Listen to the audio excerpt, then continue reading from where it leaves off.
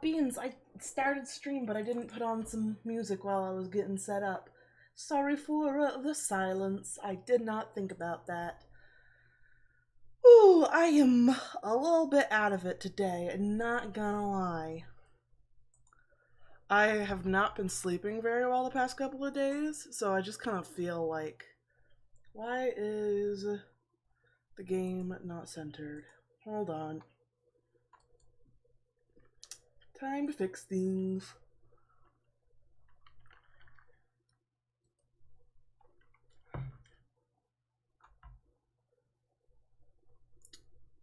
Why did my settings change?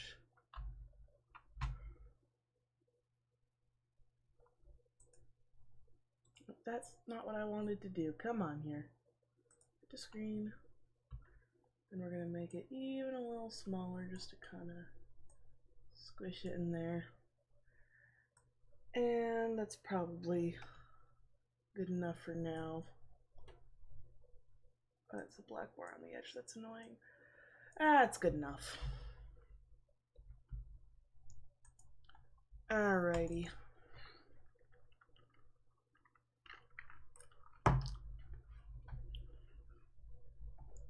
So Mr. Otis and Miss Sadie are with me tonight. I don't talk about Schofield often because he generally isn't in here. But I do want to mention him because yesterday was his birthday, so happy birthday to Mr. Schofield. Alright, so the plan for today is to finish out this haul. I think it was, no, it's not it's MG that, okay, MG is what hides everything. I did a little bit of off-camera grinding to grab more spruce. Let's turn some music on.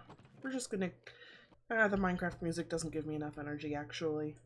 It's very pretty, but it just does not energize me. Where is my energizing playlist?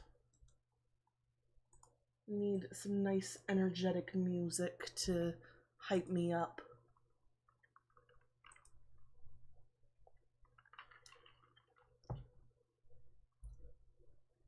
Let's see. My computer's being a little bit funky.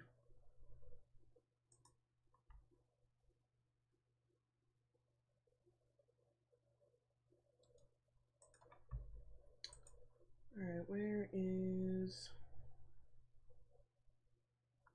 are my cheats? Here's the Stream Vibe playlist.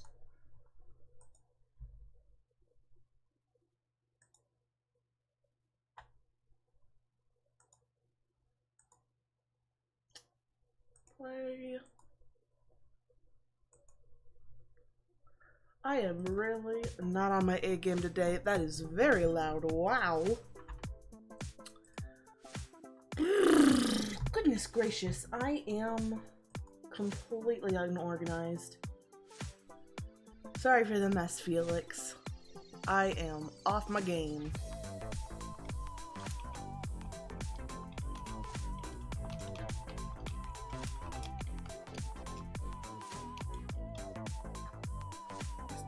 This is still pretty loud, actually. That's a good balance, I think. Alright, hold on, I gotta mute so I can cough.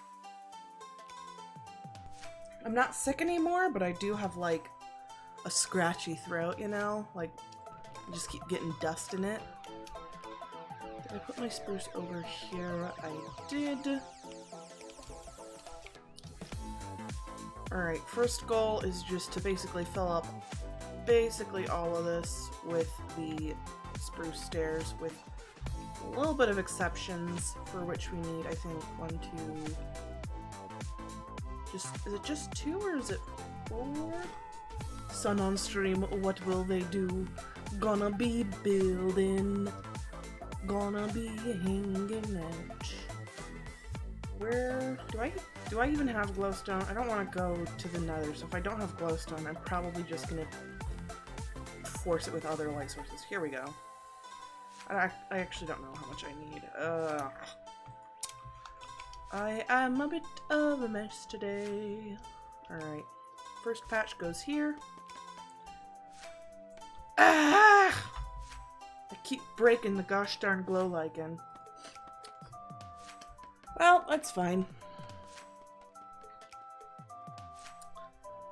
Alright, is this about the right spot? Okay, it's pretty close. So, mob vote's been announced. Very curious to hear everybody's thoughts on the matter. I've got some opinions and some concerns. But how high do I want these? I think just at this level?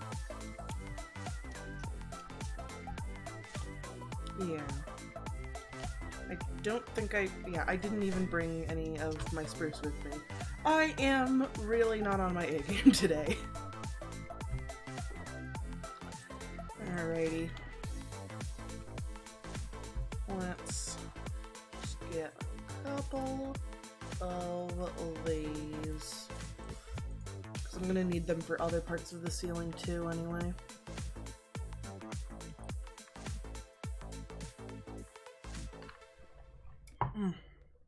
I've got a nice, I was gonna say alcoholic, but that's just factually incorrect. Hold on, I gotta pause so I can cough again.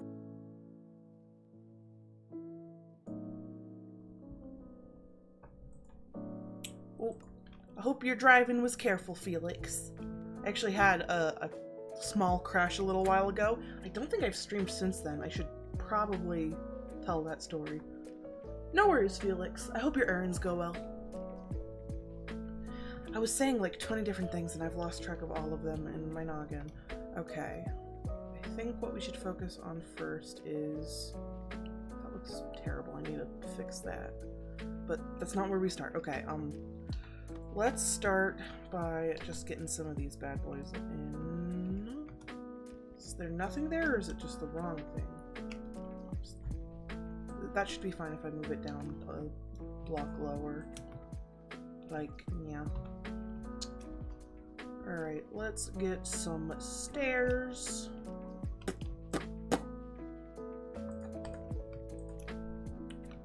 Life's been kind of all over the place for me lately, so sorry if I'm kind of scatterbrained.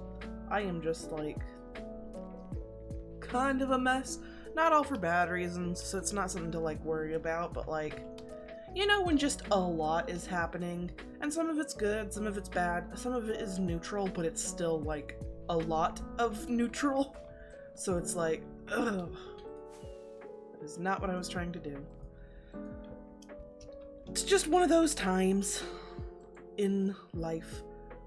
Okay, how do I think I just replaced that with spruce for this pattern. Let's take a step back so I don't knock a million blocks out. Is that correct? Yeah, that's what that's supposed to look like. And we stick one in over on this side. It goes just boop. Ah! I am a mess today. Goodness gracious. Oh, Otis is heading out. Goodbye, sir. He's such a silly man. Alrighty. So then we should... This one's also not on the right level. I really did not do great this time. Do you know what mob you'll be voting for? I'm torn myself, too many functionality options to choose from. Yeah, that's... Like, in the past, with past mob votes, it's been frustrating because it's like, oh, I think these are all really cool and interesting as part of the environment. But this one, it's kind of frustrating how much use some of the... Excuse me, got some burps. How much use some of the mobs can provide, and the fact that we know for a fact that they will not come back, it makes it feel frustrating, because they all feel like they could add something really useful, except penguins. Which, hear me out, I love penguins, they're one of my favorite animals, I had a hyper focus on them for a while as a kid, love penguins. But I feel like they will either... Like, so what they're supposed to do is they're supposed to make boats go faster. Boats are already like a very solid early game option, but there are a couple different ways where penguins could work. They could be like with dolphins and Dolphin's Grace, where like you can't have them with you. It's just like a random boost you will get sometimes, making it not very useful long term. Or maybe you could put them in the boat and drag them along behind you. But I don't know if Mojang would allow that, considering they were worried about like influencing people by making dolphins rideable, for example. And theoretically, I think the crab claw can be useful, but I also think a lot of people are overestimating how useful it would be. What we know for certain about the crab claw is that it will allow you to place blocks from further away. We don't know how much further, though I personally think any distance is pretty handy, but the problem is a lot of people seem to think it also includes breaking and even like using tools, because I've seen people being like, oh, you know how annoying it is to mine trees and then have a couple blocks higher that you have to pillar up to? Well, I mean, if you're using an axe, first of all, we don't even know if you can break it with your hand using this, because we don't know if it extends breaking range. But if you're using an axe, it might not even allow you to use tools with it. So it'll be useful, but I don't think it's nearly as useful as a lot of people seem to expect. But then, personally, I really find dog armor appealing, especially if it can be like enchanted, because unfortunately dog AI is terrible. Mojang needs to overhaul it. They haven't. We have been waiting and they still haven't. But if we could enchant it to have like feather falling or fire resistance, so that dogs that go like running off of cliffs or wandering into fire pools are less likely to die, like that could be extremely useful for people who enjoy having pets with them. And it could be, I'm not an expert in PvP, I think it could be kind of an interesting addition to PvP if dogs were made like actually kind of viable instead of just not really practical to use. And also, I think armadillos are really cute and would, but personally, I'm going to vote for armadillos. I think that the dry, arid biomes like the savanna are the most in need of more life and interest in them. Because, like, personally, I think they have the least versatile wood type with acacia, and they're so brown and desaturated.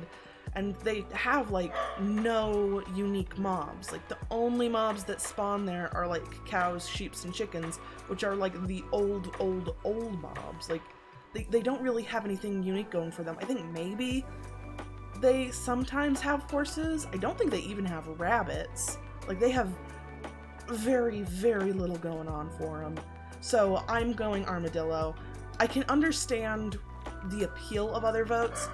I don't think that, when it comes to the penguins, I think functionality-wise, either they won't be able to do the things people want, like they won't work outside of water, making them not work in netherboat tunnels and whatnot, or they will work how people want, and it will be terrible.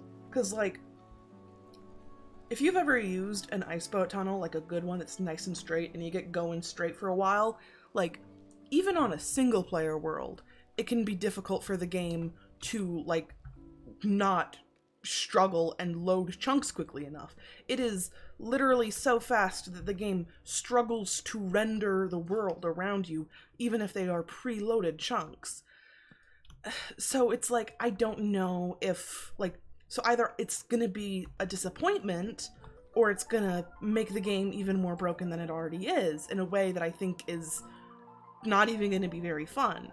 So for me, as much as I love penguins as an animal, I really don't think they will be any good based on the mechanics that have been suggested.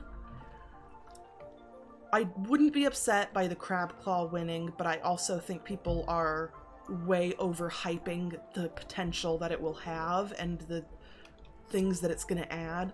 I don't think it's going to be as good as a lot of people seem to think. Like, there have been people saying, like, oh, this will revolutionize PvP. People who hate fighting mobs don't have to worry about getting hit while they're fighting. And it's like, they said it's going to help you place blocks from further away. They never said it's going to help you hit monsters further away. Like, people are just extrapolating that it makes your reach longer for everything, and, like, that was never stated. And I'm just worried that people are gonna build up too much expectation based on what they think that it means, and then get angry at Mojang developers when it's not the most amazing thing in the world. Like, I know there have been some people who are, like, mad that the Sniffer only had, like, I think it was 2, maybe 3 new plants, and it's like, it's one mob that was added for a vote that is kind of a gimmick. I don't know why people expected more. I would have loved if there were more plants from the Sniffer, but, like, the limit in how much it offered made a lot of sense considering what it was. I don't think that Mojang is ever going to stop doing the mob vote. Even if it's, like, I say even if. Because it is so controversial, it creates a lot of, what's the word? Drama is accurate, but not the one I'm looking for. It creates a lot of discussion. People get really passionate about it, they argue about it. Hype! It creates a lot of hype. It's a very cheap and easy way to create free publicity, and even if it makes things very toxic and people are always going to end up angry and unsatisfied, I don't even know if the developers get a say in it at this point, because, like, marketing is such a big deal when it comes to games, especially something like Minecraft. Minecraft is in a very unique situation because it is a game that has continuously added updates, and the updates are free. There's, in Bedrock Edition, there's, like, paid content, but there is very little paid bonus content that exists. In Java, it is a very, like, it's basically a one-time purchase that's getting updated, possibly, like, forever. Like, obviously they're gonna have to stop updating one day just because that's just the nature of the world, but, like, they've been giving this game free updates for over 10 years, and I feel like a lot of people forget that they need to find new ways to profit, because the issue with having a game that is one of the best-selling games of all time is there are compared to other games, there's a lot less people for them to sell to, because a lot of people who are interested in potentially playing Minecraft have bought Minecraft, because it's not exactly a little indie game anymore. Everybody knows about Minecraft. It's Minecraft, for God's sake. Like, people know. People know Minecraft exists, and they either do like it or they don't like it. So, the only people they can market to are young children who are just old enough now to start the game for the first time, and people who play on Bedrock or other non-Java editions that they can, like, create revenue from, or the second-party games like Minecraft Legends or Minecraft Earth, which it puts the developers in a really weird space. And there's also the need to maintain and build hype to keep the game in, like, the social mindset, because, like, regardless of how passionate the developers may be, and they do seem like very passionate people, if Minecraft stopped making money, Microsoft would immediately cancel any updates. They would shut down Mojang and just stop putting any money or manpower into maintaining the game.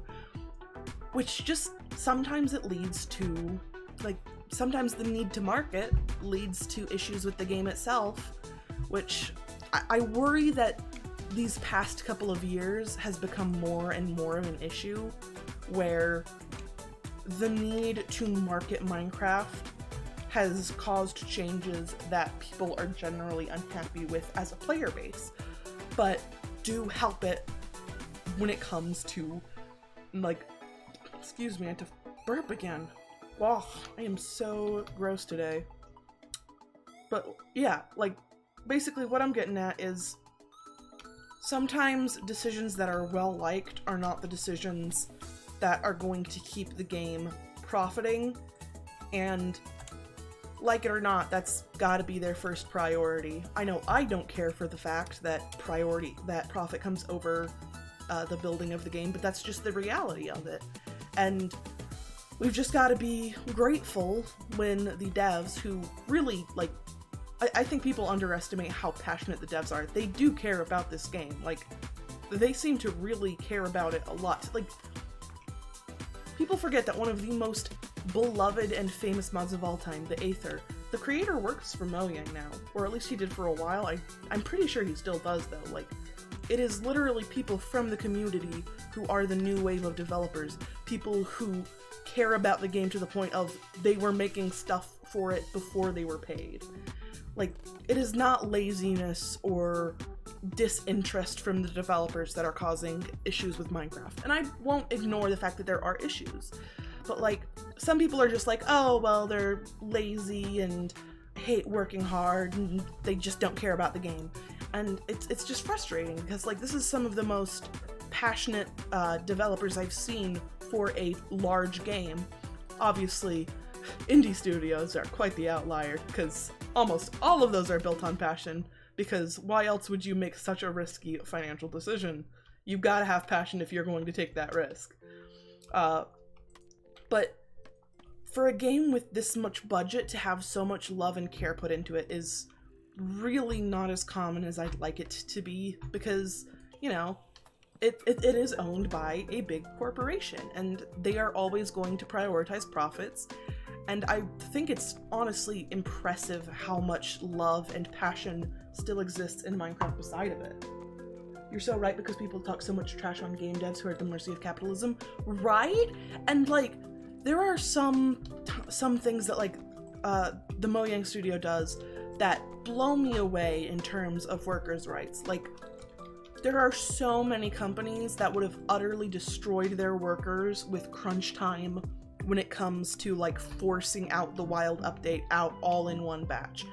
And like, they didn't, because they saw, okay, our developers are this is much more difficult than we expected, our developers are struggling to keep up, they aren't going to be able to get this done in time without sacrificing their well-being and their personal lives.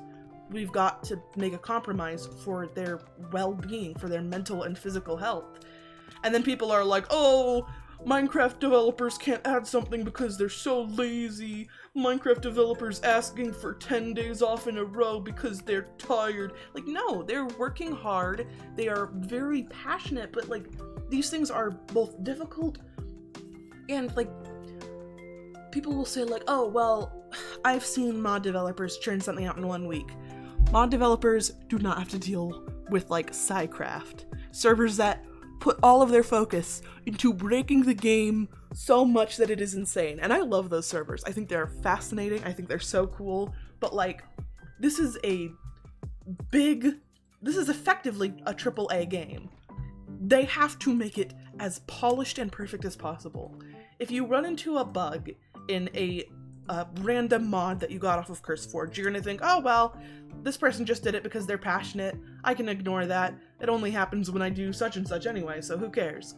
But if it happens in a game like Minecraft, where like the people are being paid money to make it, you're gonna be like, what the heck? This is their job. Why aren't they doing their job? And it's like, you can either have a good quality game, or you can have a really cheap, shitty game with a lot of content. You gotta let them take time. Like, so one of the most far left social platforms out there is Tumblr. People on there are like really leftist, they're all like pro-workers, and even there, I see people making the worst hot takes about how Mojang developers are lazy. And it's like, no!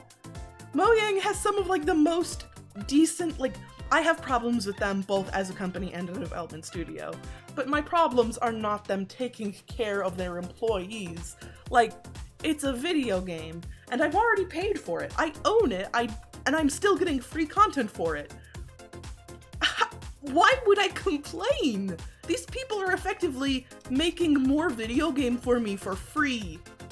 That's, like, I feel like a very interesting /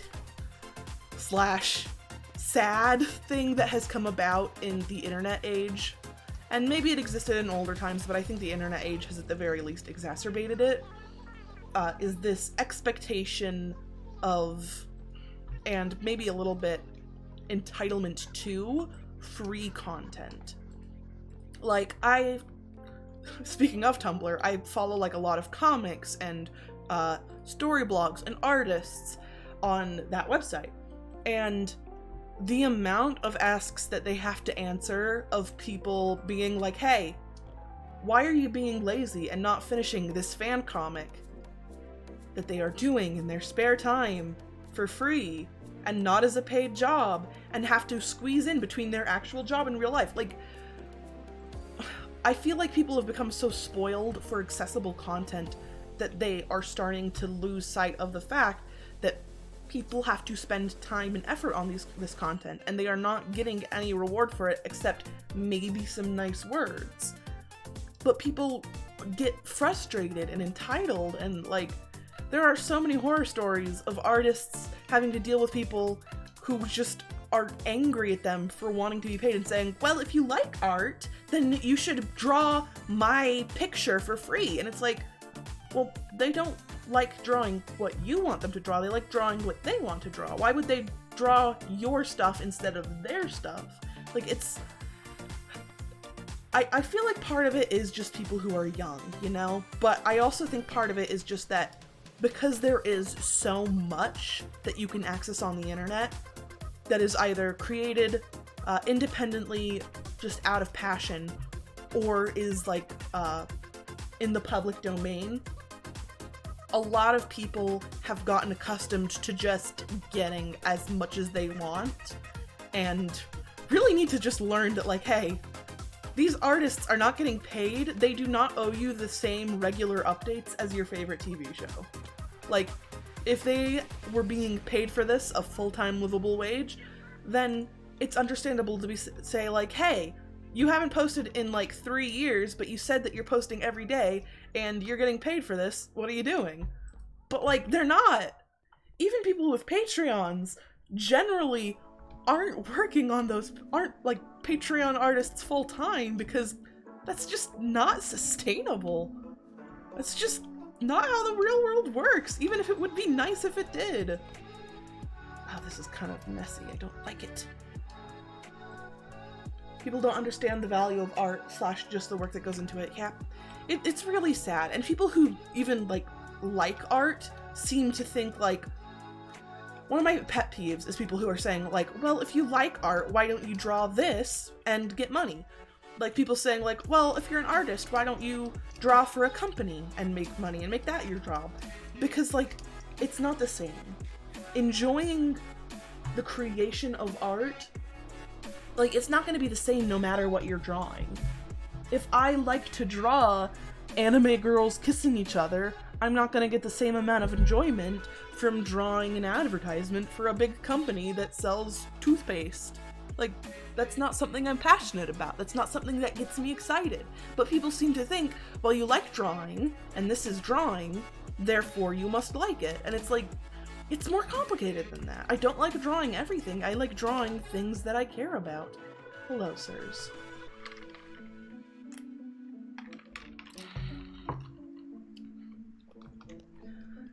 It's wild how much toxicity, like, just exists in regards to art. I ain't even gonna touch the whole AI art thing, because, like, AI art could legitimately be an interesting tool or a fun toy for people to play with. I don't think it's always being, like, in the case of stealing somebody's job, because, like, people who, for example, generate stock photos of Trump in a orange jumpsuit behind prison bars probably were never gonna hire an artist to make that meme image for them. Like, they just wanted it as a joke, and it took them 20 seconds and $0, so it was worth it to them. But when it's like actual companies, and they're like actually taking away stuff that would actually be an artist's job, and worse yet, like, it is, I think even if it was just free, a tool for people to use that they can't copyright, that they can't sell, I still think it wouldn't be justifiable that all of these training sets are built, like, off of, they are not built with people's consent. Like, these, like, even, like, the owners of these data sets have said themselves, like, yeah, we just basically put our code on the internet, and it scrapes all the images it can find and collects them. And it's like, you can't do that. You need people's consent. but they don't want to because that costs them money. They know that most people are going to say no or ask to be paid for their contribution. And to get a big enough, like, I don't think people understand how much you need of a data set to make something even halfway decent. Like, I've actually done a little bit of learning about how AIs work when they're based on, like, learning models. You need so much content to be able to, like, make anything halfway passable. Like, 1,000 images for just one very specific thing, like the faces of white men. If you had 1,000 images of the faces of white men, that would be considered a fairly poor data set for an AI that produces faces of white men. And that's just that one very specific thing, and that's considered not a very good data set because computers are stupid. People are like, oh, well, they're so intelligent. They seem basically alive. They're not. They are not. Especially chatbots. Dude, there are some people who are like, oh my gosh, chatbots are basically sentient. We've created real life. We have not yet. If that is possible, that is not where we are yet. Maybe it's possible one day with better technology, but we are not at that point. They are oh, this guy is dangerous. Hold on. Let me grab a shield, just in case. Do I not have one? Sir, you are a danger to me. Ah, don't wiggle so much. You're making a oh, okay, that made me a little nervous. I'm gonna close my door because my dogs are barking.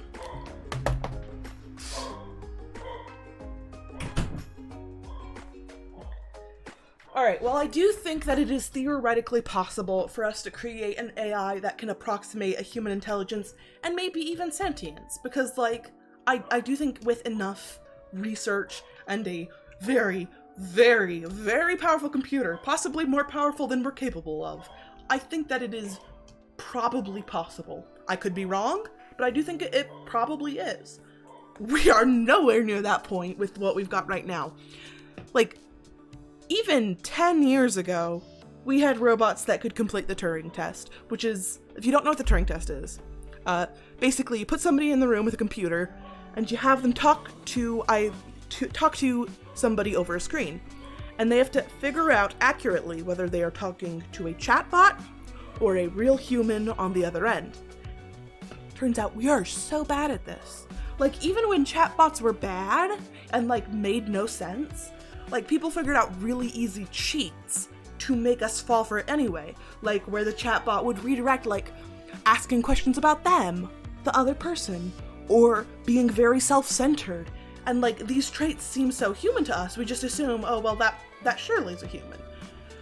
And, like, even ones that were just based on scripts could fairly easily deceive people. Like, people, I hate to say it, people think we're a lot smarter than we are. Humans are very easily fooled by human-like things. Like,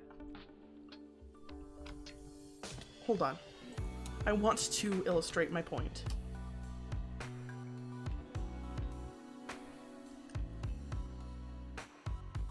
This is probably unnecessary, but, like, I just really want to nail in this point.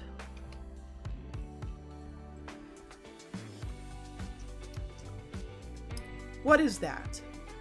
What did I just make? If you think, oh, you made a smiley face. Well, no. I made a wooden shape. And you could say, well, it's a wooden shape of a smiley face.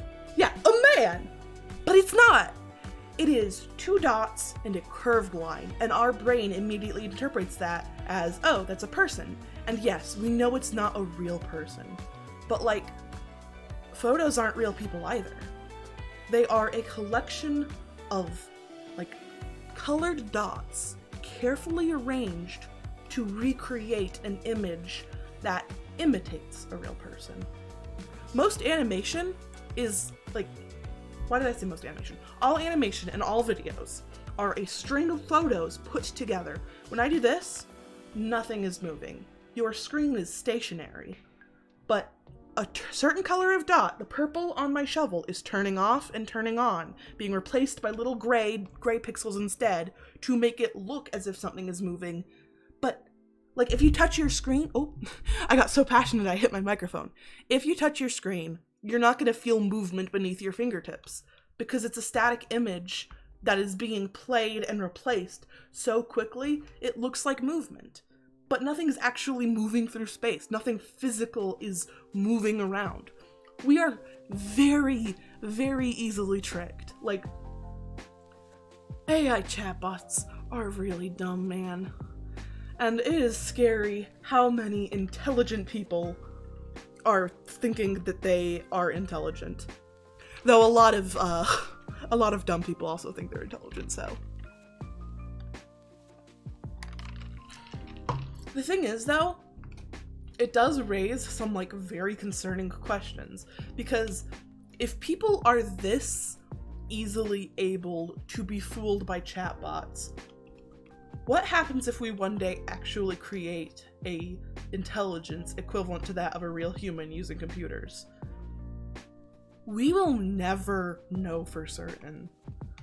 Like, it doesn't matter what we do, we have no way of knowing for 100% certain if any AI we make is actually human or just so good at imitating human behavior that, which is the task that we give it, that we don't even know. Like, again, we're not at that point now, and probably will not be for many, many years. I feel pretty confident in saying a century at least. But like, when we do get to that point, we genuinely will have no way of knowing. Really, because this just goes to show how easy it is for us to struggle with distinguishing actual sentience with fake sentience. And at that point, that kind of makes some ethical dilemmas, because like, if we do eventually, and again, in a theoretical distant future, nowhere near where we are right now, but if we do theoretically one day achieve creating what appears to be sentient AIs, do we give them rights? Because, like, genuinely, we will never have any way of proving that they are actually sentient and not just imitating us to a degree that is, like, impossible to measure. We will never know if we have, like, the day we create a truly sentient AI, if that does ever happen. We won't know. Like, it will be indistinguishable from an AI that pretends to be sentient, because that is what it was made to do. And, like, that messes me up, because, like, we don't want to give voting rights to a chatbot. It's not intelligent, it can't make honest and good decisions. I would argue that is also the case about a lot of human beings, but that's besides the point. We don't want to give things like voting rights to a chatbot. That's just not the point of basic human rights. But how do we know? Because we also don't want to prevent, like, actual sentient thinking, feeling creatures from having their rights. So it's like, I know that it is not an issue that is going to be faced for a long time, if ever. Certainly not in my lifetime. Potentially never. Again, like I said, there's a decent chance that it is legitimately impossible. But also, even if it is legitimately impossible, we might not know. Sorry, I'm not adding much, you're just being insanely based. Thank you. Believe it or not, I am such a nerdy kid that, like, I legitimately, no joke, this is not an exaggeration or a joke or a haha, aren't I so silly. I legitimately had, like, a philosophy, what is it called, like a club / camp that I was in, and I would, like, go to tournaments with other philosophy clubs, and I would always get so proud when I won, and I would always get so pissed when we were making arguments that I didn't like, and sometimes you had to argue on behalf of stuff you didn't agree with because it was a debate club. So even if you don't agree with it, you have to be able to debate your point anyway. So, like, it was just weird and wild. Debate, philosophy, I have been a nerdy kid since day one, man. I think I've probably told this story before, but I remember in one of my college philosophy classes, there was a girl who was, oh my gosh, no, that's so cool though. Oh no, I know it's cool, but it's nerdy cool. Ain't nothing wrong with being nerdy, but like, it can be cool and nerdy. Anyway, I've probably told this story before, but in one of my philosophy classes at college, there was this girl who like legitimately said, like, when the teacher asked us to define karma, she was like, well, there was this one girl who I worked with who was like super annoying and I hated her, and one day I found out she had cancer. And it's like, this was during the time my mom was going through chemotherapy. It was insane. Erin's Pog, I'm glad you did well, Felix. I will be your background noise. But like, that was my first time really meeting somebody who thought like that, and I was gonna totally lose my mind. Beans lost a hardcore world? No, I didn't hear about that. Oh my goodness. Oh, losing hardcore is the worst. Especially a year of hard work. Oh my gosh. I can't imagine having one for a whole year. Oh, I'm sending all my love and sympathy to Beans. That is the worst. I mean, I know it's not literally the worst, but like hyperbolically the worst. You know what I mean. I just, you know, sometimes the autism demands I clarify that I know cancer and genocide and whatnot is worse than losing Minecraft world, but like, you know what I mean. Gosh, the autism is going off today. But yeah, big sympathy to Beans. I'm gonna shoot them a message when I'm done streaming, letting them know I feel for them. I cannot reach from here.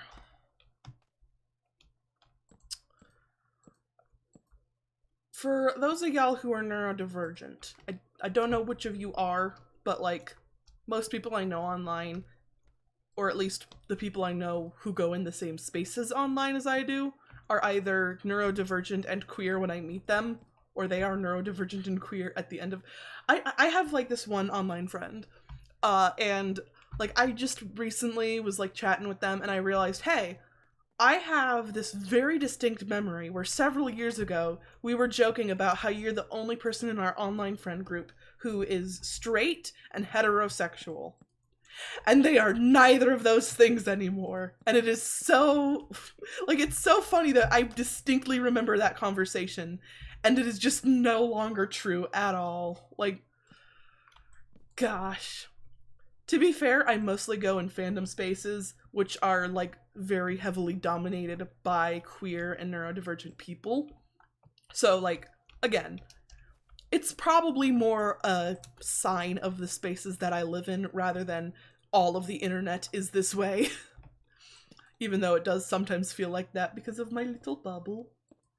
You and all my friends are non-binary. Gosh, I sure hope this doesn't awaken anything in me. Honestly, valid. Gender is so weird, man. Like, I personally just decided to stop thinking about my gender identity, and also kind of my sexuality, but to a lesser extent. Cause, like, the thing is, I'm pretty comfortable with the umbrella term. True story. Honestly, I think that's how it happens for most folks.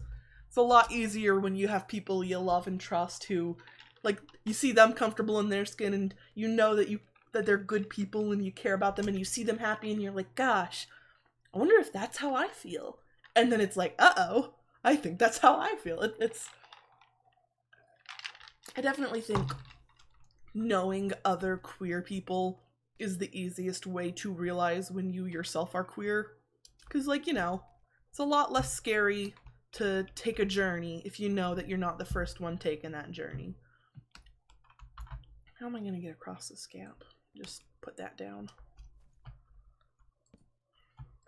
Anyway, I was about to say something. Oh yeah, I have like weird feelings about my gender and sexuality, and I've kind of come to a point where I've just decided to stop thinking about it too much, because like, again, like I was saying a second ago, I am autistic, and as an autistic person, like, I like categorization. I like nice, clean, clear, delineated boxes and boundaries. And, like, I respect, like, oh yeah, some people don't like to use labels, and that's totally cool. And I've always respected that. But I always felt this need to find a label for myself, because I'm a hypocrite. But like my brain was always like, okay, well, everybody else can use no labels, and that's fine for them, but you need a label. And that was very stressful for me because the thing about bisexuality and pansexuality is they don't really have a clear difference that is consistent from definition to definition. Everybody defines it differently, and anybody who tells you, oh, this is the definitive difference between these two sexualities is wrong, because there is no definitive difference. Everybody has a different interpretation. Pansexuality and bisexuality basically are two words for very similar, arguably the same thing. And like, that's okay. People should choose. Oh, hello? Hello. You need something? Yeah, hold on. Sorry guys, my brother's coming in. Let me pause my audio real quick.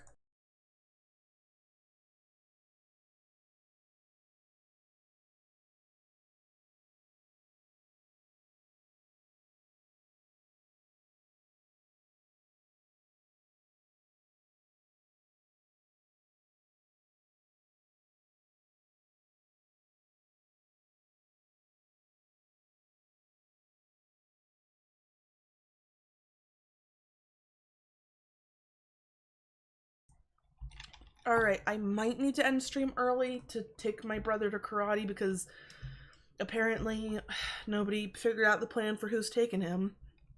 I'm gonna see if he's gonna ask if my other brother can do it, but if he comes back, I'm probably going to have to end stream early. Which, frustrating, but that's just life sometimes. Goodness, scaffolding is so finicky. Sadie is already fast asleep. Are you just conked out? I'm talking to you, but you don't even know it. You're so asleep, you don't even hear my voice. Oh, dude, I'm sorry. That's life sometimes. Fun fact, actually, his toe is broken. And you might be thinking, well, why is he going to karate with a broken toe? He actually broke it at karate. But it's okay because he's going to like help supervise because he is working up towards hopefully one day becoming a mentor as well. So he's not always doing the fighting and kicking. Sometimes he's helping other kids do the fighting and kicking. So I am very proud of him. He's come a long way. He's almost a black belt now. He's such a talented kid.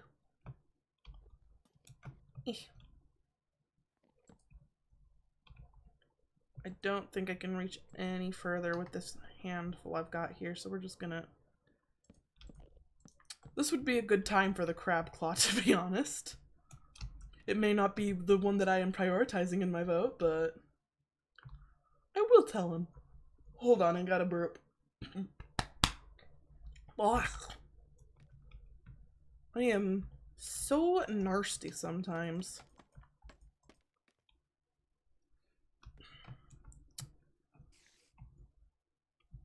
Alright. Now! That's why I did it so slowly, because I thought maybe I could sneak it through.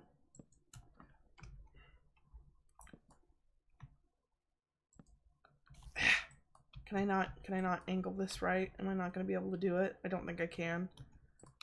Lame. I'm gonna have to go from here.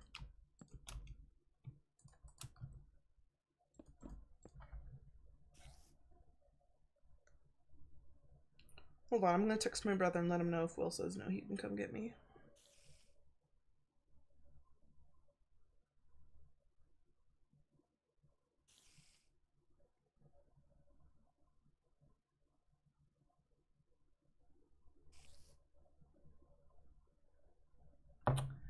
Alright. If I do take him though, that means the stream title was a lie and I'm not finally finishing this tonight. Oh, I want this project done so I can start working on other parts of the base. Can I make that jump? Ooh, okay, not really, but I made it over anyway, so that's what matters. Gosh darn it. Building up this ceiling has not been very convenient, gonna be real. I probably could have done this all in a smarter way, like putting in the ceiling as I dug it out. Parkour! Dream vibes. Doo-doo-doo-doo. me awkwardly hopping around my own mess as I try to get stuff done without cleaning my room first. Oh boy. I put that upside down. I guess technically right side up, but I want it to be upside down. Whatever. I am so bad at parkour. I really need to, like, get better at it. Just for the sake of, like, being able to maneuver around awkward terrain better. Not even because, like, it's something I'm passionate about. Which, like, I'm actually decent when it comes to platformers, and I play, like, a lot of them. I've actually beat quite a bit of Celeste and all of Hollow Knight, including the Path of Pain. Like, I'm pretty solid when it comes to at least 2D platformers. But, like, I will say a big part of that is just insane stubbornness. I am not, like, naturally gifted. But, like, I am very good at not giving up until I achieve something. I have been slowly chipping away at Chapter 9 of Celeste. I've got all of the B-sides done, which are, if you haven't played Celeste, like, the more difficult remixes of levels. I've got all of them done except for Chapter 8, which I don't know if I can do. And I've gotten a little less than halfway through Chapter 9. So, thank God for the, like, checkpoints and chapters, though, because, like, if I had to complete all of it in one go, I wouldn't be able to. Hold on, got a text. Okay, so my brother's taking him, which means I gotta pick him up in 50 minutes. So, that should give us a decent amount of stream time, even if it's not as much as I'd like. So I'm gonna set a little timer on my phone so I don't forget, because I am a silly goose. I don't know if it'll be enough time to finish out the sorting haul, but it'll be enough time for a decent stream at least. That's a good angle to fill this out. I forgot to turn these into stairs, gosh darn it. If you've never played Celeste, I would really recommend it. It's a very beautiful game, very exciting. And of course Hollow Knight, but I'm pretty sure I have talked before at length about Hollow Knight is my favorite game ever, and I love it so much. But, like, Celeste especially is good if you're not, like, super experienced with platformers but want to get into them, because the death animation is so quick, and the screens are relatively short and snappy, so even if you're not a pro, you can get through most of the game while, like, really learning and getting a feel for it. And, like, there is some insane tech. There's a reason, like big speedrunners love Celeste. Like, it's one of those games where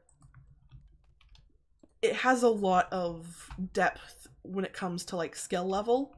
Like, you can get a lot out of it if you're really bad at platformers, but you can get a lot out of it if you're, like, insanely good. Some of the tricks that people pull off are insane, man. Like, there are tricks called, like, reverse hyper wave dash or whatever, and, like, the main mechanics are just a wall cling, a jump, and a dash. Like, that's legitimately the main mechanics of the game, and yet people have all these insane tricks. It really is one of those games that, like, I really recommend anyone play, whether they're, like, super duper into platformers and consider themselves an expert, or whether, like, they've only dabbled in platformers. Because, like, saying that dying is really fast, like, it doesn't sound like oh, this is a great thing, but, like, it is a great thing, because, like, if you make a mistake, it takes, like, 1, 2, 3, and then you respawn and you can go again. You don't have to click any buttons, like, to accept respawning, and you will always respawn on the same screen you're on just at the beginning of it. So you just have to do a couple of tight, quick jumps to finish a screen, and then you go to the new screen and you have to do another couple quick, tight jumps. And it's just chained together in a way that makes it feel really approachable, even if you're not, like, super experienced.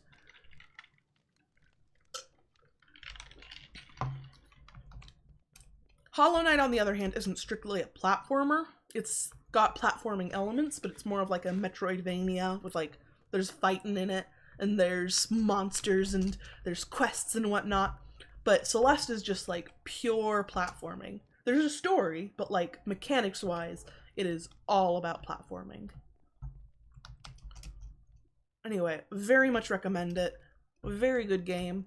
And also, very cute. Oh, also, Lena Raine made the music in it. And if that name doesn't ring a bell, it should, because Lena Raine made Pig Step and Other Side, which are some of the best track, like those are some of the best discs. And she also made like a lot of tracks that are like just background tracks. Oh, speaking of music, I just noticed my music isn't playing anymore. Let me fix that. Like, the music all is incredible because it was Lena Raine! When I realized it was Lena Raine who made the music in both that and Minecraft, my mind was blown. Because, like, I had already loved the music in both separately, but when I realized it was the same person, I totally lost it. Like, it is good. I definitely recommend playing it. Also, I think it was confirmed, like, on Twitter or something, that the protagonist, Madeline, is trans, which, like, fucking hell yeah. Sick as hell. There's, like, a meme specifically about the game, where it's like, wow, you know the meme where it's, like, a guy looking at something, and then there's something going over his head? The thing that he's looking at is Celeste, and it's like, wow, intricate moral depth about finding yourself and learning to overcome your depression. But the thing going over his head is trans people can double jump. It's so good. Like, it's very cute. It's very simple, but very sweet. The art style is adorable, and the music is delicious because it's Lena fucking Raine. God. Like, it is good. I love that meme too. It's very funny. Anyway, I very much recommend checking out Celeste, at the very least for the music. The music is much better in context, so I really, really suggest playing the game.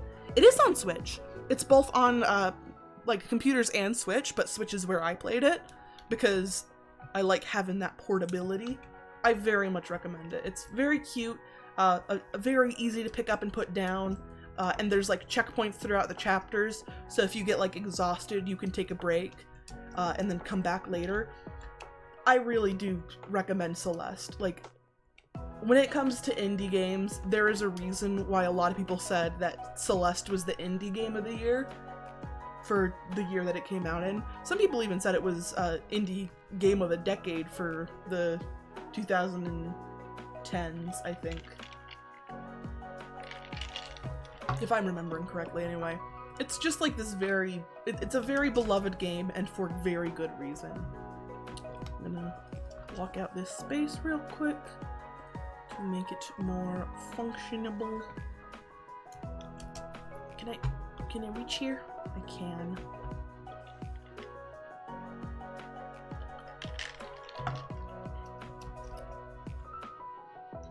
And also it has like some really poignant looks at mental health and struggling.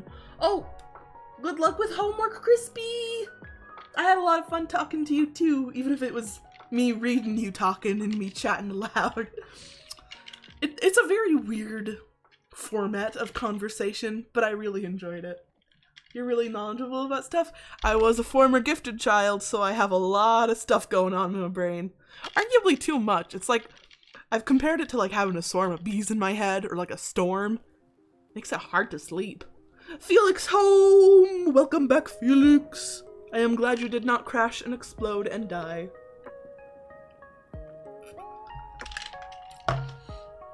Speaking of crashing and exploding and dying, I actually, next Tuesday, I am dreading because I'm probably not going to be able to stream that day. If you didn't know, I work midnight shifts, Friday night to Saturday morning, Saturday morning to Saturday night to Sunday morning, Sunday night to Monday morning, and Monday night to Tuesday morning. A little while ago, I got into a crash. Nothing serious, nobody was injured, and the damaged cars were both, from the looks of things, like surface level. However, I still gotta go to court for it, Not because, like, they're pressing charges, but because, like, I gotta address the legal ticket. You know, legal system stuff. It exists to protect us all. This isn't, like, shitty legal system stuff. This is normal legal system stuff. I may be very anti-establishmentarianism and not the biggest fan of law enforcement, but this is parts that, like, I genuinely understand why it exists, and I ain't complaining about having to do my part as a member of society who goofed up. But the thing that I don't really feel happy about is the fact that after an 8-hour night shift, I immediately have to go to a courtroom. Gotta dress in fancy, uncomfortable clothes and go talk to somebody about how I've gotta give the government money because I goofed.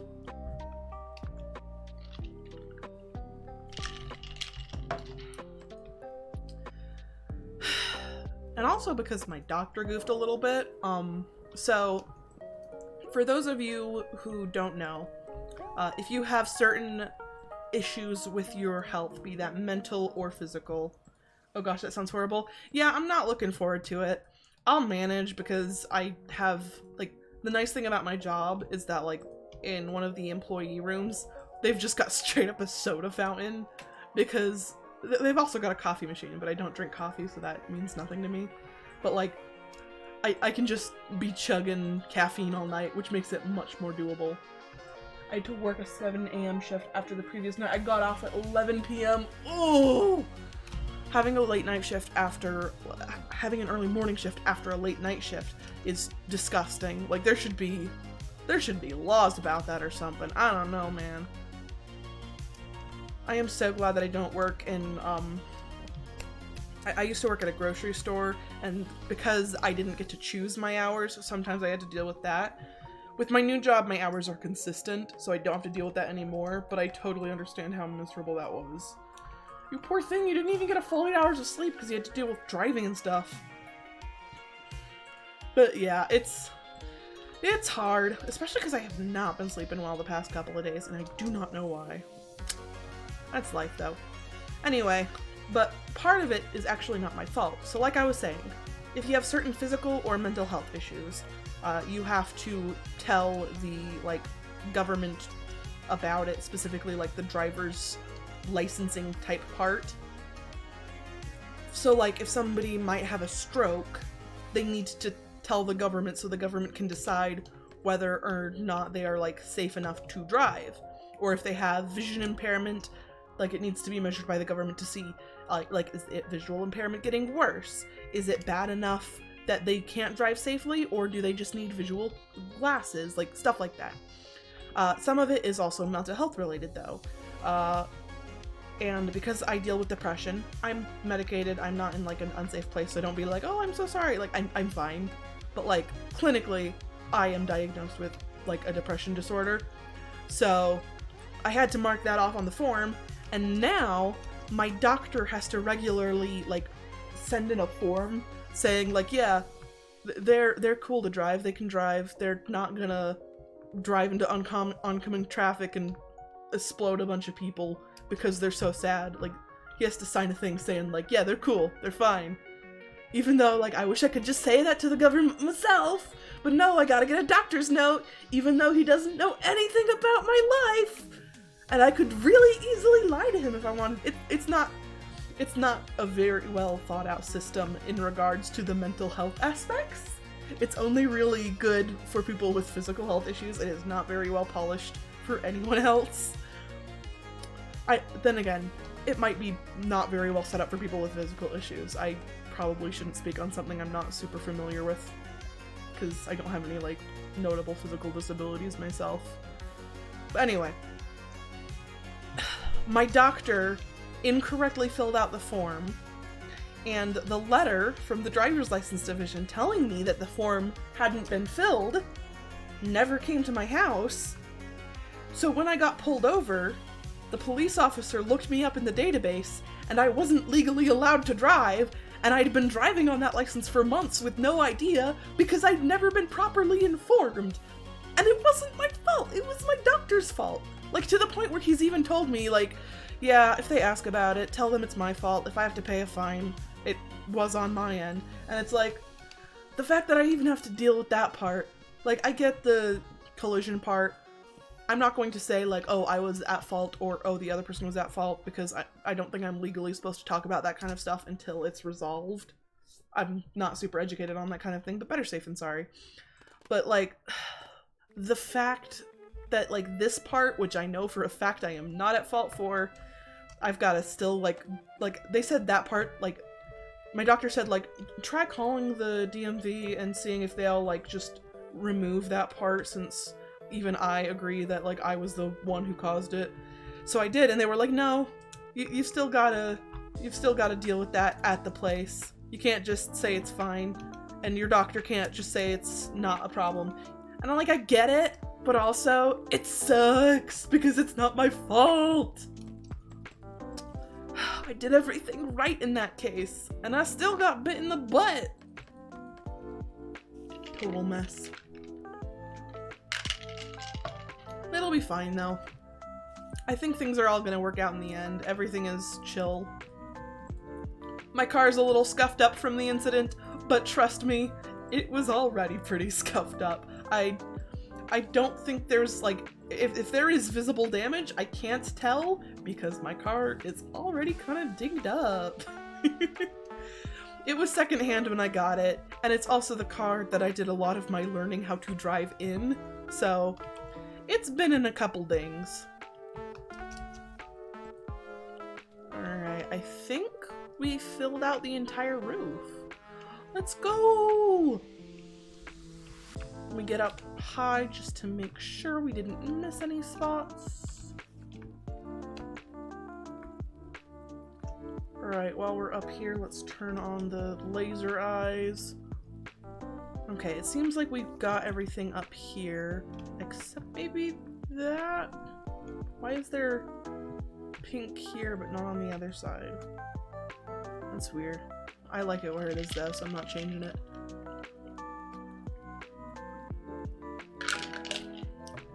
Right, next thing we're gonna do is this little bit right here. After we clean up the scaffolding anyway. But yeah, I've been busy with that, and I've also been helping a lot with my mom. I've mentioned before, my mom has recently gotten back into being a teacher. That was her job before she had kids. She decided to become a full-time homemaker after her first kid was born. But now that we are all starting to get towards adulty ages, she decided that she wanted to go back into teaching. So I've been helping her out a lot to try and kind of ease the burden where I can, because I know that, like, teaching is a lot of work. So I've been helping her out where I can, which means I am sometimes I just gotta prioritize that over doing stuff like stream. So I am sorry when that happens, but, like, you know, my mama comes first.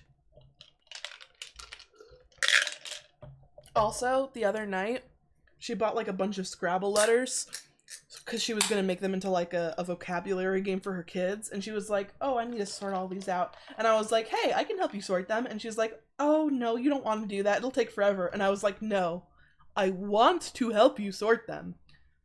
Because the autism... There's just something so therapeutic about sorting things into piles.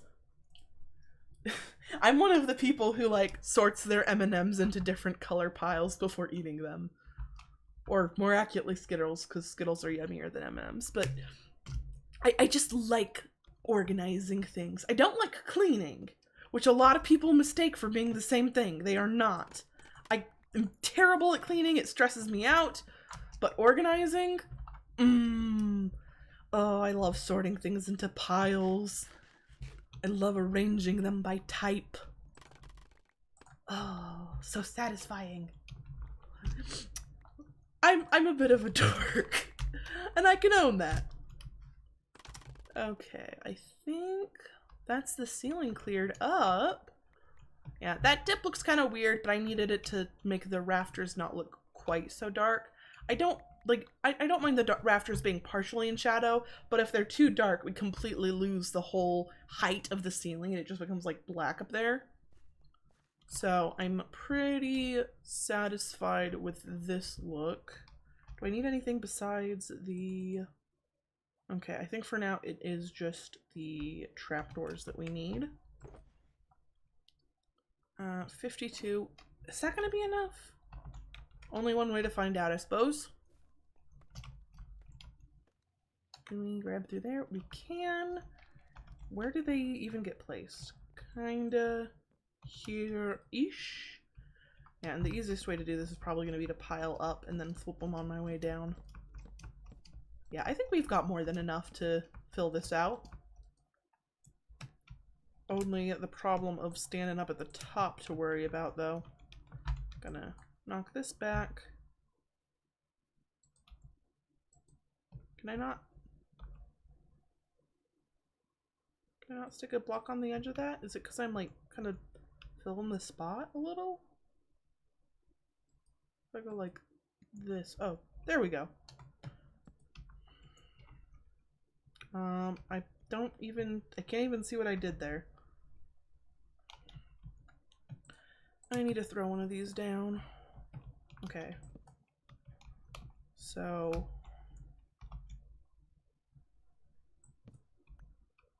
this doesn't go here. I think this might also be like a lit up crevice that I included in the design, just to keep things bright. Back for real and can stay in chat. Welcome back, Felix. It is miserable without you here. I was crying the whole time you were gone. I didn't bring goddamn spruce blocks. I have everything but the spruce blocks. Oh! Okay, it's fine. It's fine. We are totally zen. Okay, that is plenty high enough. So we can break that, stick that in there. Can I fit that? No, I need just the spruce for that part. So we're just gonna boop, boop, boop, boop, boop, boop, boop. And before doing the other side, we are gonna go grab the extra spruce we need. If we have it. Yeah, I thought I'd mind a decent amount of spruce to manage to manage the rest of this. It's barely gonna cover it. I really need to make like some kind of automatic tree farm. Even if it can't be like a fully AFK one, like even just a little bit of automation would make my life considerably easier. You know, like when I first built the iron farm over there, I was thinking like, well, this will be a good temporary one. It'll get me started. Obviously, I'm going to need more iron in the future, so I'll build a better one. Dude, whenever I'm gathering wood, I have to go over there and like keep emptying it out, or else I start lagging my own world with the amount of iron that builds up there. Like, it is stupid the amount of iron it produces because I'm just there a lot. Not even because it's like super good, it's just loaded in often enough that I'm inundated with so many iron blocks. Mr. Mango, here we come. You a big mango person? I wish I was a fan of more fruits, to be honest. I don't like any berries. I don't like apricots or peaches or nectarines. I think apples are okay. I think bananas are okay. For a while, I was into pomegranates a lot, and then they started tasting really gross. I like them ripe or unripe. Gah! I envy you. The only fruit that I'm really passionate about is watermelon. And if it's not great watermelon, then it's terrible watermelon. And it's like, it's so hard to be healthy when you don't even like fruit. I want to eat good, but it all tastes so yucky.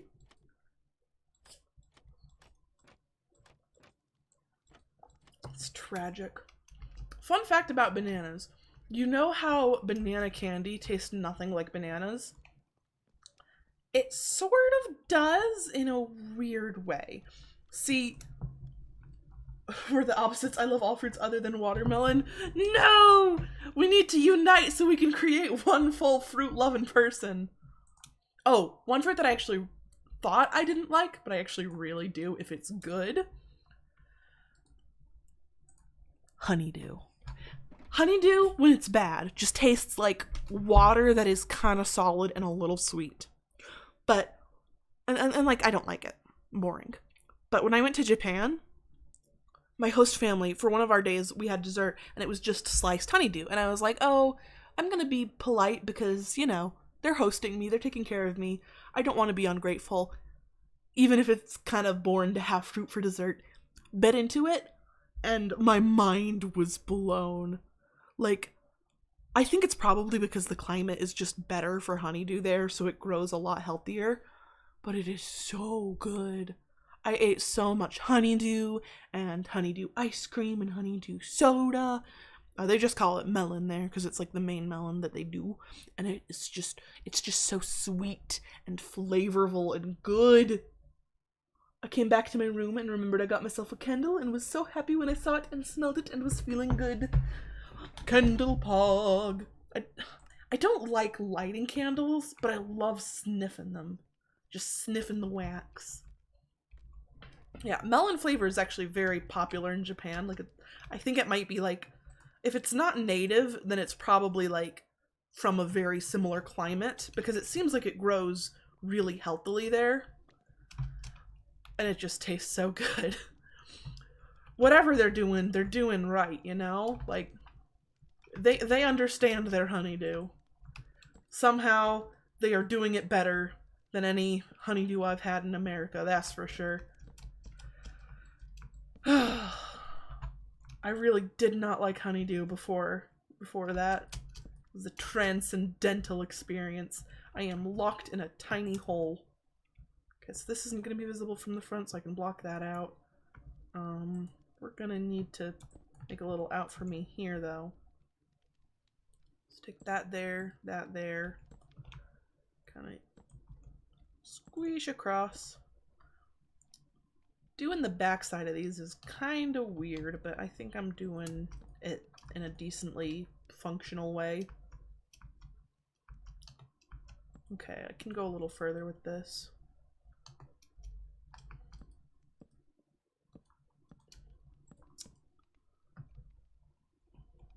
Alright, so these are solid, so I'm gonna want this so I'm not wasting good blocks.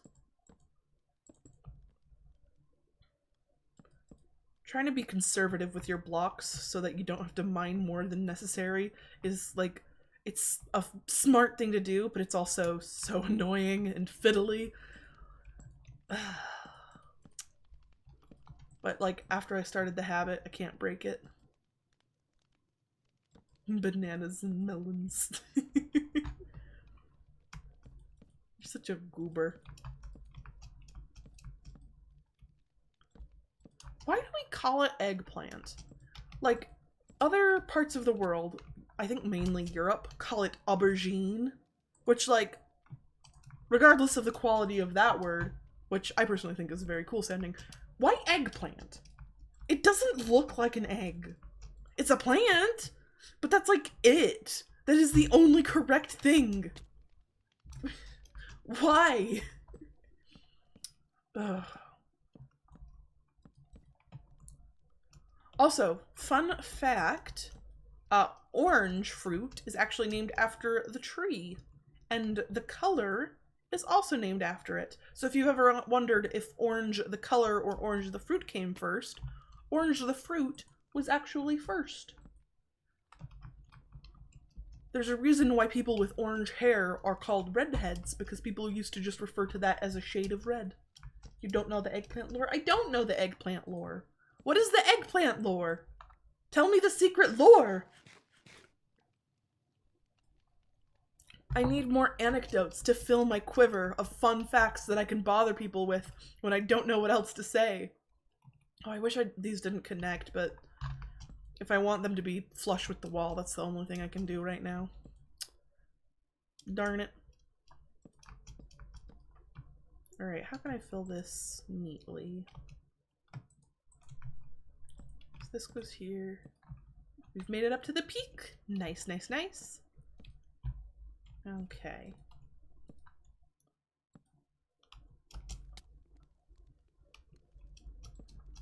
Let's see, we need Let's turn all this into planks. Hopefully it'll be enough to finish this out, but I'm frankly not sure.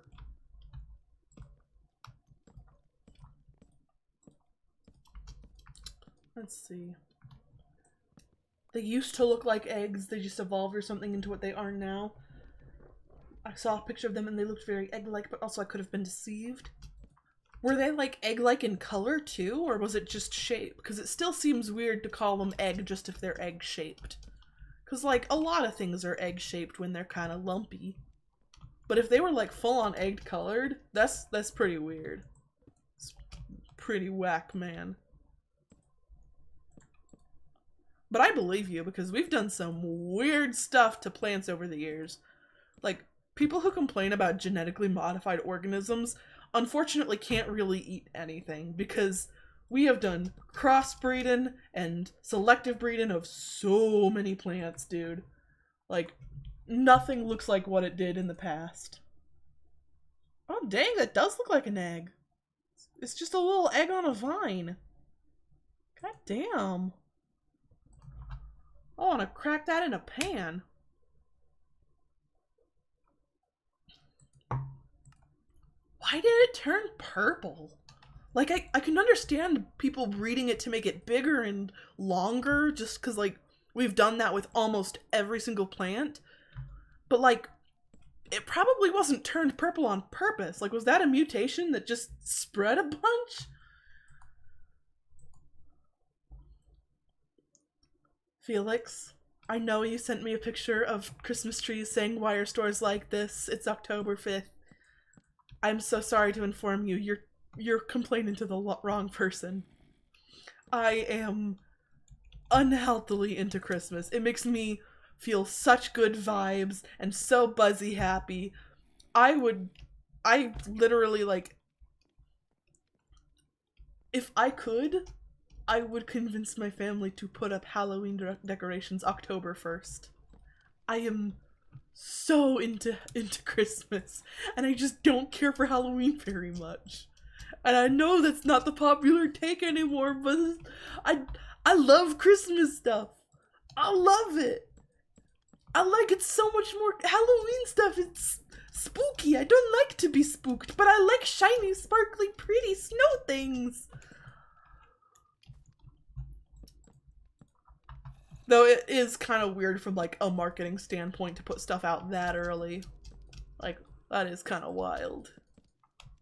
Like, I may sing Christmas songs in August, but what are the stores doing? Many of them are a shade of violet or purple, caused by the presence of anthocyanins. Interesting. I don't know if it's the same pigment, but I do have a very interesting story about flowers. Which kind of flower is it? Hold on, I gotta look this up because I don't remember.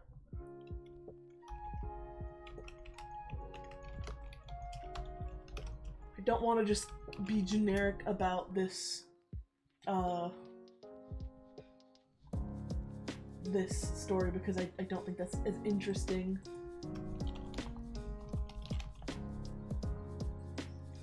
Can I find it? I might not be able to find it. Purple.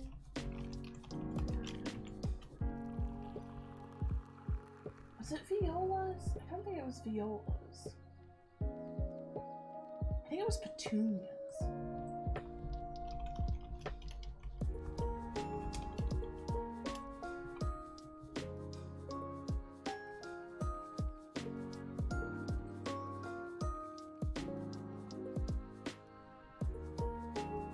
I don't want to tell the story if I don't know what flower type it is, but now people are going to be like, oh, what's the story? Flower. I think it's petunias, but there's some kind of, like, really common garden flower that's known for being purple. And a dude who works in, like, genetic engineering and, like, plant modification was like, hey, I want to make this, like, an even more bright purple. So he was like, okay, I'm gonna do some genetic engineering. I'm gonna take this common plant disease, make it harmless, and attach the purple genetic to it so that the plant is basically infected by purple. Here's the thing though, the plant recognized the disease and defended against itself. And because it was defending itself and it recognized that purple was attached to the disease, the plant was like, okay, we can have no purple. So instead of becoming a more purpley purple, it turned itself white, which is so weird. And it's just a fun little anecdote. Get infected with purple, idiot. So it's like such a rebellious thing to do if plants could think like, you want me to be more purple? How about I be no purple? Fuck you. Did I fill out the entire thing? No, surely I missed a spot. Surely. Wait, really? I totally zoned out and now the whole thing is full. No way. No way. Hold on. There's gotta be a spot I missed. I swear that I... Really? I feel crazy. Well, let's get a nice wide shot of it. See how it is looking aesthetically. I think that is most of this room done. Have I finished this room, basically? Trying to figure out what is potentially missing. I think I mostly just need to tidy up, update so I can add pots, and... Okay, it looks like I need to fix some of the floor lighting. Alright, I think that's the main thing we need to do, though. And, of course, get ender chests, but those are going to be a pain. Just so epic gamer, so true. So true. I'm so epic gamer that it's startling to me. I'm startled by my own epic gamerness. Okay, do I need to go get more bones, or do I have some over here? Please tell me I don't have to go get more bone meal. I don't have any over here, do I? That's so annoying. Come on. Come on. Come on. Ooh. Any in here? No. Okay, let me... My computer's being weirdly laggy all of a sudden. Here we go.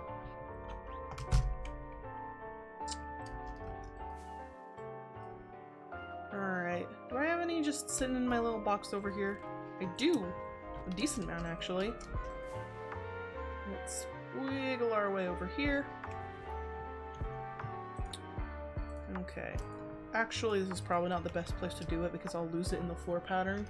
So we're gonna go do it in this room and just get as much of this as we can and dig it up. And just boop, boop, boop, boop, boop, boop, boop. I wish it bone mealed a little faster, but like I understand why they want the hand movement to make it feel more natural. I'm just terribly impatient. Boom, boom, boom, boom, boom, boom, boom, boom. Alright. Once we finish polishing up the sorting room, I do want to take a minute, depending on how much time do I have? 13 minutes. Yeah, that's decent. We probably have enough time to talk a little bit about what I want to do with the other rooms. Because I have several large hallways, and I'm not sure what I'm going to be using each for. I know I want one for a villager trading space. And also, like, for some automatic farms. But I'd really like to just get down and figure out things nice and clear. It might help if we put a little bit of extra light, because it is... I don't think anything could spawn with my original setup of lights, but just to be sure, I can't help but want to throw down just a couple more wherever I can sneak them in, like here. Also, I wanted to talk about what was driving, so couldn't say, but I am gay, bi and ace, but you know, same thing. And I think I'm neurodivergent, but because of the anxiety and depression, but also as I think there might be other things, I have autism and ADHD, but I'm undiagnosed and haven't looked too much into symptoms and don't plan to for the time of being. I have some thoughts. If you decide to look into getting diagnosed, think very carefully about it. Because while a diagnosis can be good, there is also the fact that, like, certain diagnoses can limit the things that you can do. Like, if an autism diagnosis is considered severe enough, sometimes you won't be, like, allowed to adopt children. Stuff like that. So, if you do think you have it, I definitely think you should, like, look into, like, coping mechanisms, because there are a lot of coping mechanisms that aren't, like, directly, what's the word? That aren't medicine related, especially stuff like autism, which there is no medication for. But, like, definitely approach it carefully, you know? Oh yeah, Lee told me about that, so I'm not planning to do it since I do have it, but not deeply affecting my life. Yeah, that's valid. If it's not making your life considerably harder, then although there is medication for ADHD, there's no medication for autism, and anybody who tells you otherwise is a scam artist. So unless you're having real big problems with ADHD, don't worry about it. And if you're having problems with autism, you just gotta look up coping skills, and skill issue. It's just skill issue. It's the only thing for an autism diagnosis. I'm gonna throw this up here. Just, where's some dark areas that I can... I think maybe the very tips of the curled sunbeams might be good. I can't do it on that one, so I don't want to...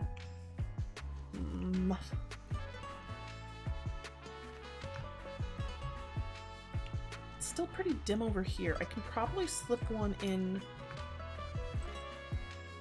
What if I went down here and I replaced that moss block with a glowstone? So it's not super, like, in front, not super distracting, but is there. Oh, the lighting looks asymmetrical if I do that. I gotta put one over on this side. I think maybe behind this.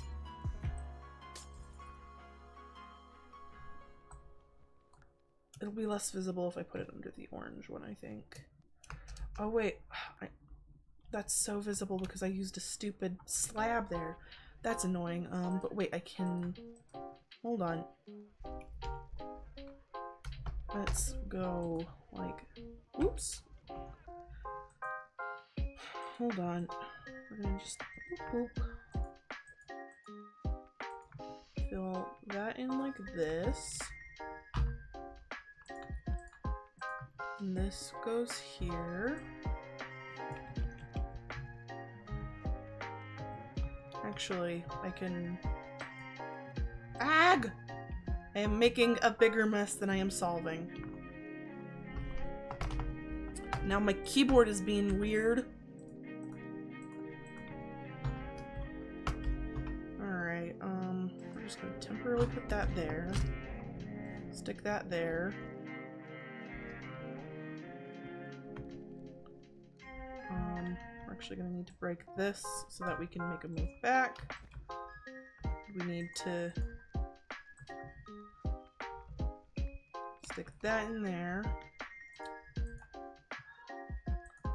Switch this to my main hand. Then I should have another one right here. And I think that should help light things up a little more. Let's also see if we can stick them in the back corners of these. Also, can I switch that piece out without breaking any red stone? Because that's a very different color and it's very distracting to me. It looks like it's not, yeah, it's not affecting anything. So if we can just... Nobody's gonna see this one way back here, so if I just go like this... Where did the spruce piece fall? Oh, there it is. Whoop. Oh, I might have asked you this before, but what's your favorite boss in Hollow Knight? That's a good question. I think my favorite boss aesthetically slash as a character would be very different from my favorite boss to fight against. And I'm not sure what my answer would be for either. I know fighting the Radiance was really cool. Like, I felt very proud of myself. I felt very accomplished for completing it. So I definitely hold the Radiance in high regard, and it has a beautiful design. But also, like, some of the more, like, physically large bosses, like Umu, I think were really cool just because, like, they felt imposing. Watcher Knights were very frustrating because they made it very difficult for me to complete my Steel Soul run. But they are very cool, like aesthetically and in function. Oh, that's such a hard question. And then, like, there are some bosses that I think are, like, really cool aesthetically, but were frustrating to fight, and that's such a difficult question. I think a lot of them are really good for different reasons.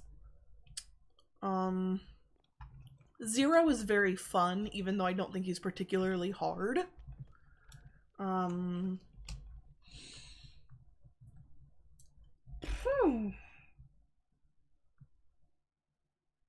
That question is a bit of a doozy.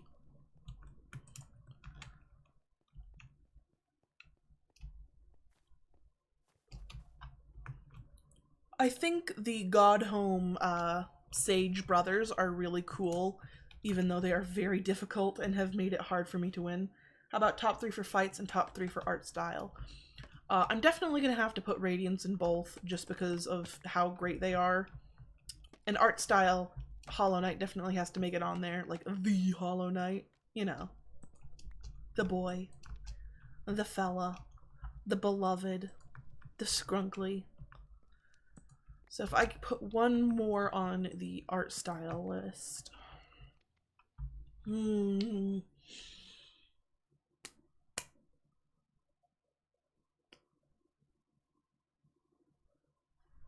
gonna pull up a list so that I can just look it over and visualize it.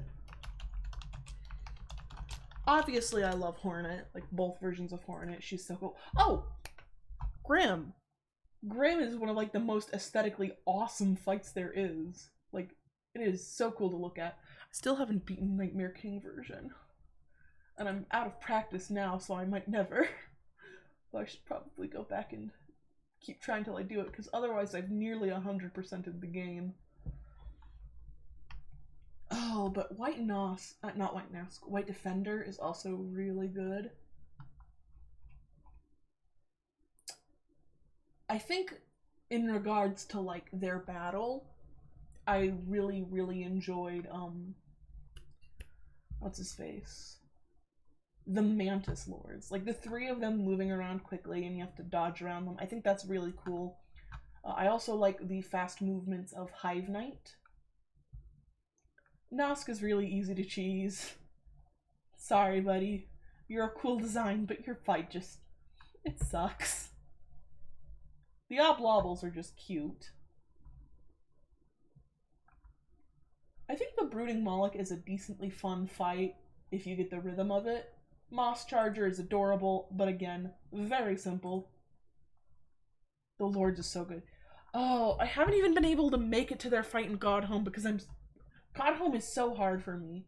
I've, like, really been struggling to beat the 3rd one, and I just kind of took some time away, and I keep taking time away, and I haven't gone back to it. I really want to do Great Nail Sage Sly, but I haven't. I've, like, made it to him once, and I immediately died. Crystal Guardian is fine.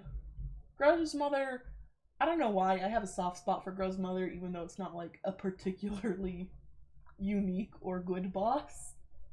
No Eyes is very creepy, and I really love the atmosphere for that fight.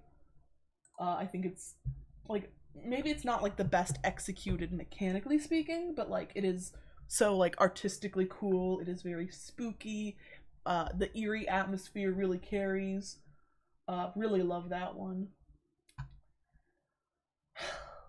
And of course there is broken vessel, which makes my heart hurt every single time because I love it. It's my little baby. Of course, I have a strong soft spot for Hornet. She's my baby girl. I really, really hope that our Silk Song comes out. And Dung Defender. Dung Defender's wonderful. He's also really fun, especially when he's in a ball, and if you, like, set yourself up right, you can juggle him. It takes me, like, 20 minutes to die to, like, No Eyes or Umu. Yeah, that's fair. I think if I had to say a fight that I really disliked, I think the two fights that I really dislike are Oblobbles, because they're really RNG based, and also one of the best ways to damage them is to do the upwards spell. But if you set it up wrong, there's a glitch that sucks them down to hit you when you do that spell, which is so infuriating. And also they've just, like, made me so weak that they have even though they didn't kill me, they have caused the end of quite a few attempts to do all Notch's second Hall of Godhome. So just very, very dislike Oblobbles for that reason, even if they are cute. And then Marmu is frustrating because every time I feel like I finally get a rhythm for deflecting Marmu, it just comes at me at a slightly different angle and kills me. Marmu is so frustrating. I feel like I'm so close to having it figured out, and then it just messes me up.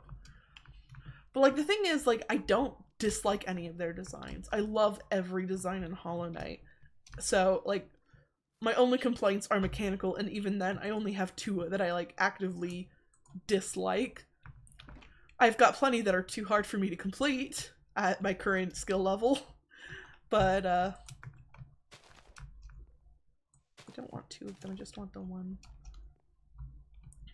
Can I get more light in here without just covering the floor in moss carpets? I think this should be lit enough to not spawn monsters, at least. I like the Traitor Lord fight with Shadesel. Yeah, I think it's a lot better when you have Sharp Shadow as a charm, because then the Shade Soul really feels integrated into the fight. But I do think it is a pretty fun fight in general, even if it hurts my heart, because Cloth... Ah, god damn it. That's my timer. I gotta make like a banana and split. I have had a wonderful time. Next week, next week, we are gonna... I need to play some of this, throw some of this out, or I'm gonna lose that shulker box. Next week, we've finally finished this, so we are gonna go and we're gonna plan what to do with our other rooms and our exteriors. We are finally gonna make progress, because this room is done besides, like, the pots and ender chests. Thank you so much for watching. Felix, I love you, and I'll see you guys next time. Also, you're right, I miss Cloth and Myla! Myla